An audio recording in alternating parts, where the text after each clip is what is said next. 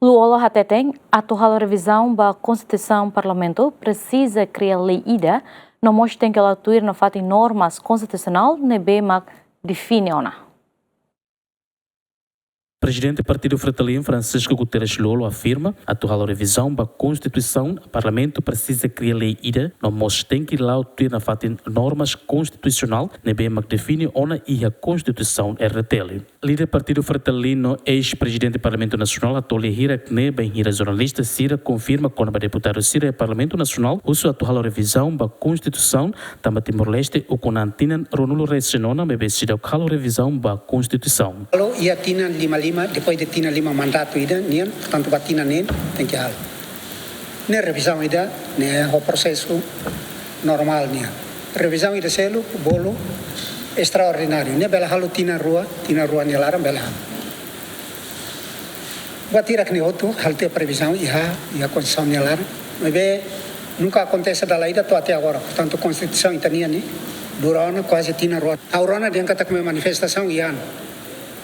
Uma manifestação e a informação até de encata polícia Sira de lá autoriza manifestante Sira para atuar a manifestação.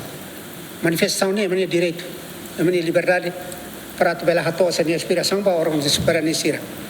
Liu-se reclamação cá, liu-se petição cá, liu-se manifestação nem forma de ação nem é minha.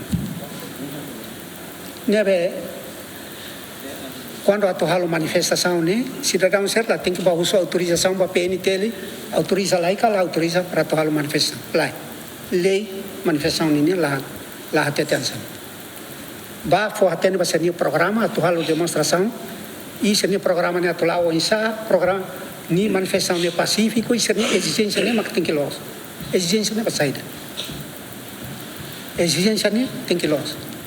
Se estava colher arbiro deita então pronto está lá colher tinha aspiração né lolo se está colher lolo saída mas kita akar kita toba orang soberania para sirat bele considera itu ni ponto de vista tinha hanita kone ini rinha ba forma de organização poder político ninia sistema multipartidarismo. Baseada a Constituição RTL artigo atos ida limano resinhat e a linha ida no rua hateten deputado no bancada parlamentar Sira Makhalo iniciativa revisão nian ba lei inan no mos Parlamento Nacional belehalo revisão lei inan liutia tinanen sura husi data publicação ida ikus liu com a lei revisão nian. Adert Jimenez, GMN.